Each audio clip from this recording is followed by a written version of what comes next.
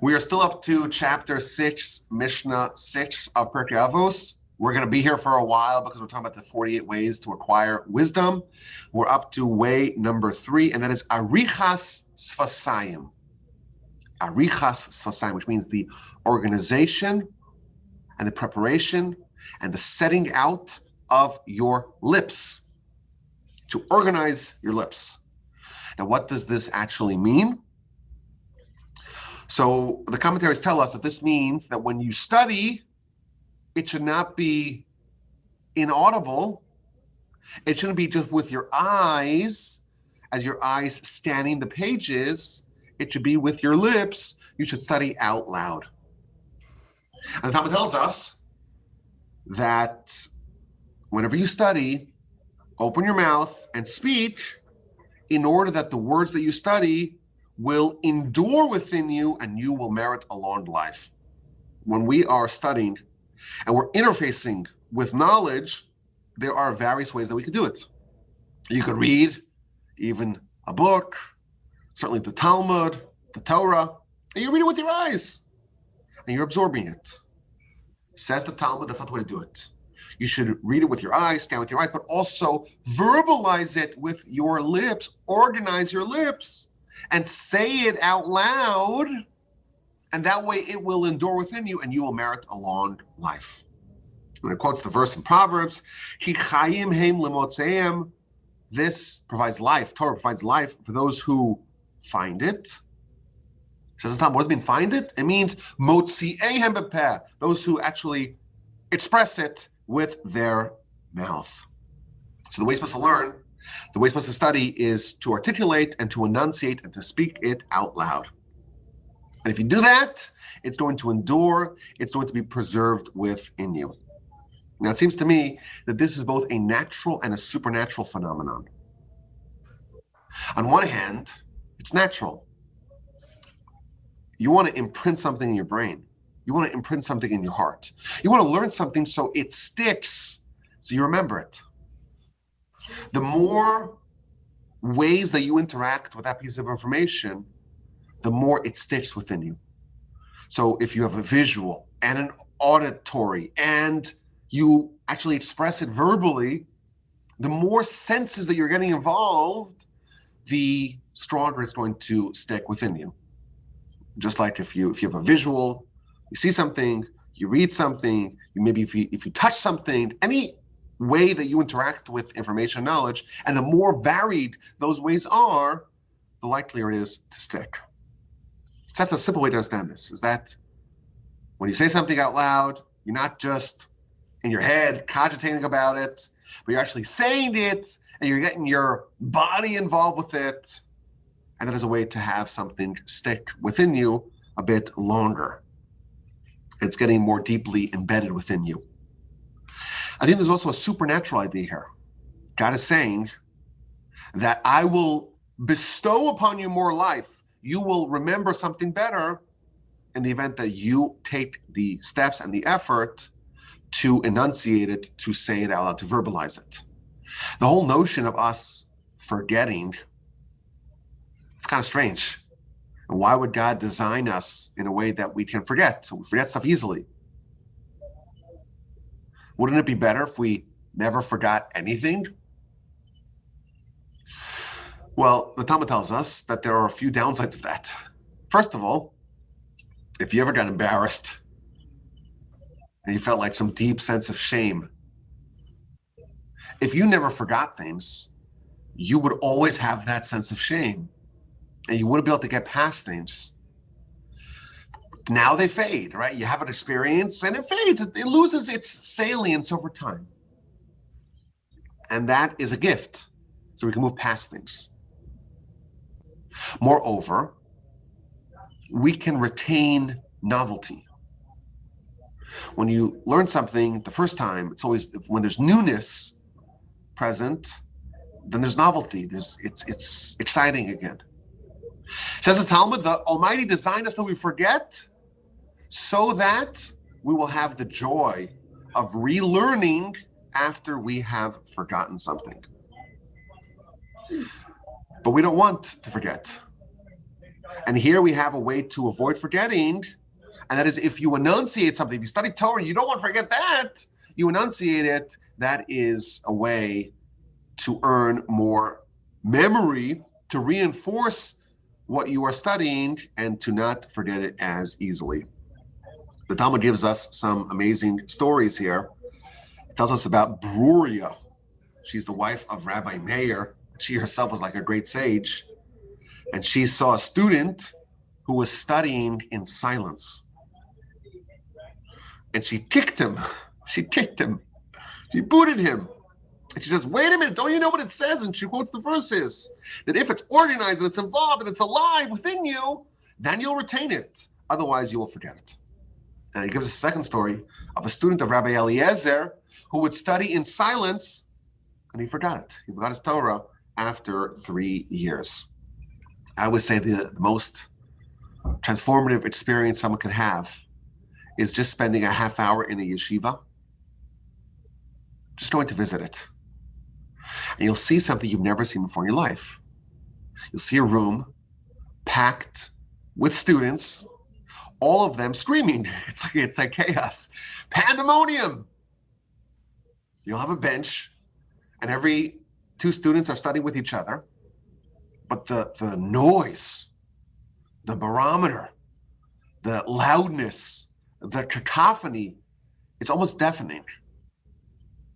That is what yeshiva is designed to look like. Why? Because it's not a library. People aren't just sitting there quietly sipping their drinks and studying. It's war. It's war. That's what it's supposed to be. And that's when the words of Torah aren't just ancient texts that we're studying like we're, Egyptian archaeologists trying to read the hieroglyphics, the papyri. This is alive. Torah is alive. I remember when I was in yeshiva, every day after a 4-hour session, I was hoarse. Because you could be 1.5 feet away from your study partner, but the room is so loud, you have to really scream to get his attention. And the way you're supposed to scream, by the way, the Talmud even says, is that if you're studying properly, you're supposed to hate each other. Why? Because everyone's different. Every brain is completely unique. Your own fingerprint of your brain, and there's no other brain like it. And we're studying the same text. And I see it one way, and my study partner sees it a different way. And we have to argue it out. We have to duke it out. Says the Talmud, if you study properly, you're supposed to hate each other. Why? Because this is life. This is the Almighty's Torah. And you're saying something so corrupted, you're an idiot. That would be okay. You're so stupid. You're a fool. It's also okay. If it goes any past that, maybe it's not so appropriate. But that is all legitimate in the yeshiva environment. It's a war, and this person is saying something that I believe is inaccurate, and you're inaccurately portraying the words of Hashem, the words of the Almighty, the Torah. You're a fool. I don't want to talk to you. And then we'll argue for a few hours. I hate you. Okay, but what happens when we're done? When you're done, there's no one that you have as close of a connection to as the people that you were in the trenches with. When you're done, then you love each other. These are the people that you are closest with. But that is the design of the Torah. That is how it, especially in the yeshiva, how it is studied. The lips have to be organized. It's not just people reading text. It's alive, it's dynamic, it is on fire. And that's this idea. You want to study Torah? You want to earn Torah? You want to acquire Torah? A prerequisite of that is arichas vasayim, the organization of your lips. Come ready for war. There's another idea that commentaries here tell us, and that is to understand something, you have to verbalize it. If you have an idea and you want to see if it is up to the snuff, if it passes the smell test, if it is legit, one way to do that is to articulate it. To take an idea and convert it into words. If you think something that you have, an idea that you have is brilliant, but it does not translate into words, then actually there's something wrong with it. There's a hole, there's a flaw, there's a gap in your thinking. Part of this idea, and this again is applicable to other areas outside of Torah, as many of these lessons are. Part of organizing your lips is to speak something and to not allow it to remain in the realm of the theoretical. Then it can be fuzzy, and ideas in your head are much more forgiving than words that you say. If you can articulate an argument and it still makes sense, then you know you have something. I would even add, even though this is probably not included in this, if you can write something, writing is a way to help clarify thinking. Speaking is the same way. You're taking an idea and you're bringing it to a different domain. If it checks out in that domain, then the idea actually has merit. And finally, the third notion here in this principle, way number 3, arichas vasayim, is you have to organize your lips, which means you don't just speak off the cuff, shoot from the hip, extemporaneous blabbering. You organize your lips, which means you think before you speak. Arrange your thoughts, and only then convey them.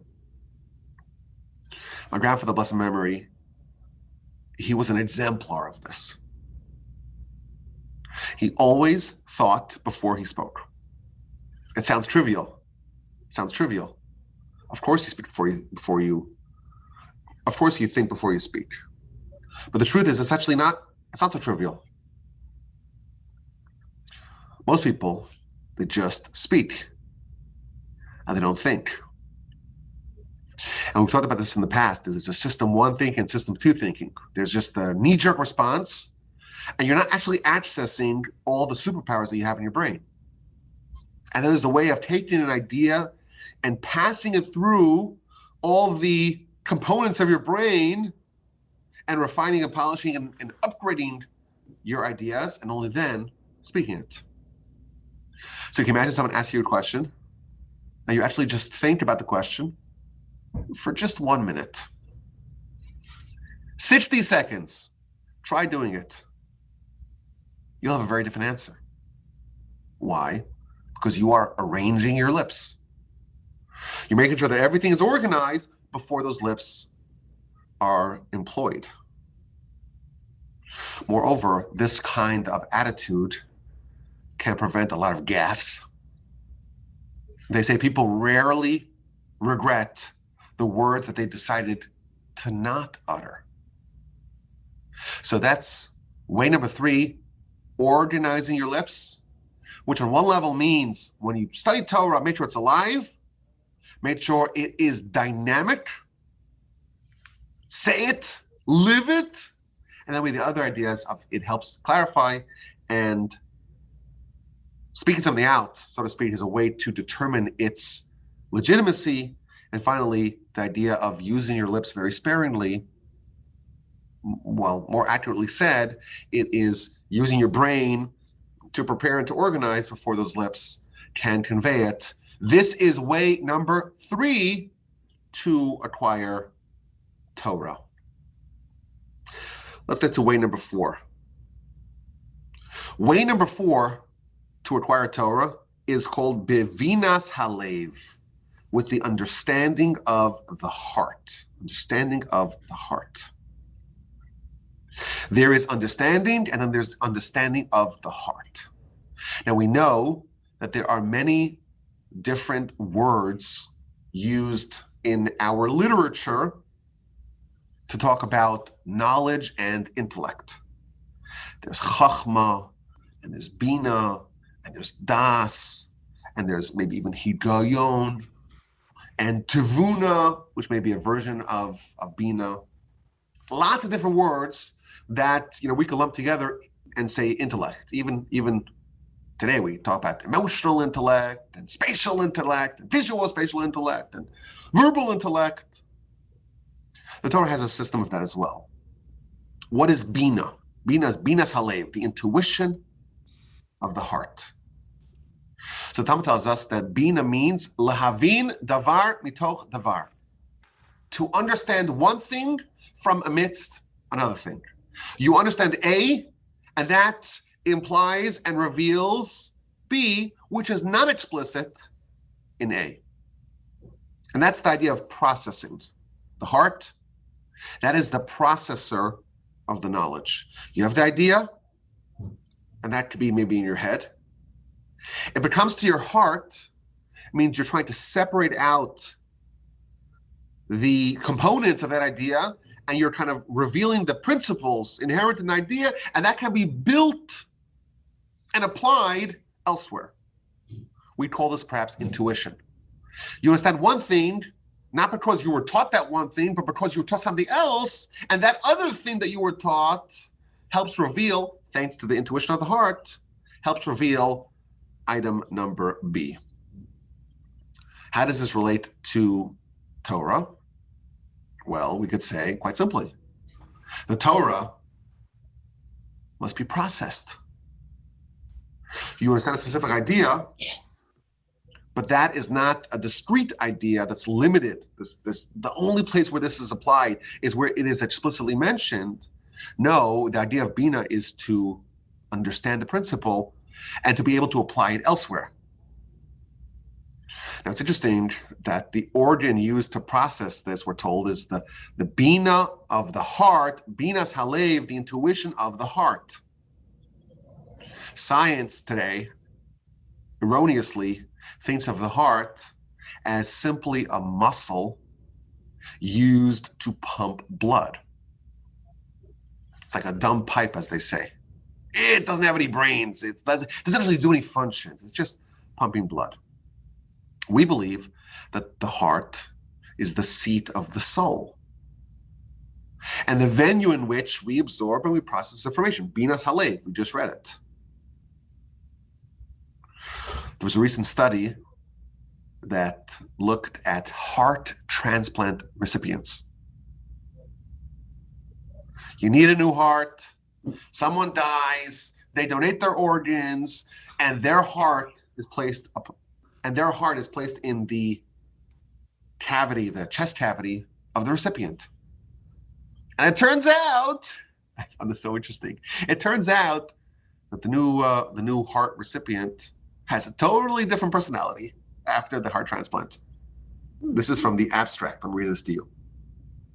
Personality changes following heart transplantation, which have been reported for decades, include accounts of recipients acquiring the personality characteristics of the donor. The donor had a certain personality, and suddenly you have that personality because you have their heart. 4 categories of personality changes are discussed in this article. This is from the abstract of this paper. Number 1, changes in preference. Suddenly you like fish. What happened? Where'd that come from? Alterations in emotions and temperament. Your behavior. Modifications of identity. How you view yourself. And number 4, memories from the donor's life. Isn't that shocking? You think of the heart as just this valves that are pushing blood in and out. No, it's actually much more sophisticated. The acquisition of donor personality characteristics by recipients, they hypothesize what it actually means. But it's interesting that in the Torah, this is not just in the Mishnah, but all the way back in the actual scripture of the Torah, it talks about the heart as being really the epicenter of a person. And here we see how science is discovering it thousands of years later. And the insight of the heart, that is this idea of the inputs that are absorbed, that are aggregated from the rest of the world, what you study, what you see, what you learn, what you hear, everything that you are exposed to from the world around you. How is that processed? How is that added to the repertoire of knowledge and behavior characteristics? How does it change you? The heart takes what you have received from the outside, and it's added to the changes of how you live and how you interface with the world. So that's the idea of binas halev. It's taking what you've learned and using that to now change how you live. And it's interesting, the word bina, which is the Hebrew word for intuition, that comes from the same root as the word binyan, which means a building.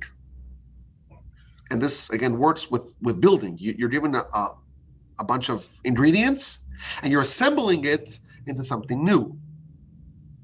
You are exposed to inputs, you learn new ideas, and you construct that into something new on your own. And this is a critical element in life. Whatever you're learning, whatever you're exposed to, it has something that can be applied elsewhere. It ought not to be discretely understood. It's not just something which is limited to one area. And thus, of course, it applies in Torah. For example, there's something called a binyan av, which means a building of an av, which means a father. What that means is that if you have a lesson, a law, a principle that's applied in one area explicitly in the Torah, that can build like a father, can be applied to other areas, i.e. the descendants, the progeny of that idea, it can be applied elsewhere. So if you have a principle in one law, that can be applied almost infinitely in every other law. Unless you have a logical reason why it would only apply in the place where it is explicitly mentioned, you would apply it universally. So just a basic example. The Torah talks about a laborer on the field.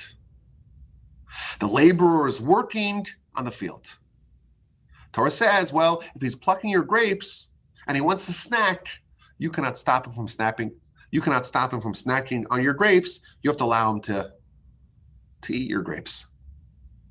Well, what if he's not picking grapes? He's picking pomegranates or apples. So the logic of binyan av tells us that even the Torah mentioned it explicitly in one area, because there's no logical reason to tell us that it will apply explicitly there, it must be applied to every other area as well. And thus, when the Torah tells us something, again, it's explicit here, it's more logical for us to say the Torah is telling us a principle than to say it's telling us a discrete law that is applied only in one place. The default interpretation of Torah is that it's telling us ideas that can be universally applied. It's telling us principles, not just discrete, points of law. So again, this is applied in Torah, and that is the process of absorbing something in your heart and developing the taste, the intuition to know how to apply it. But I think it's also critical in life. Whatever you are learning, you can translate that into a principle that can be applied elsewhere.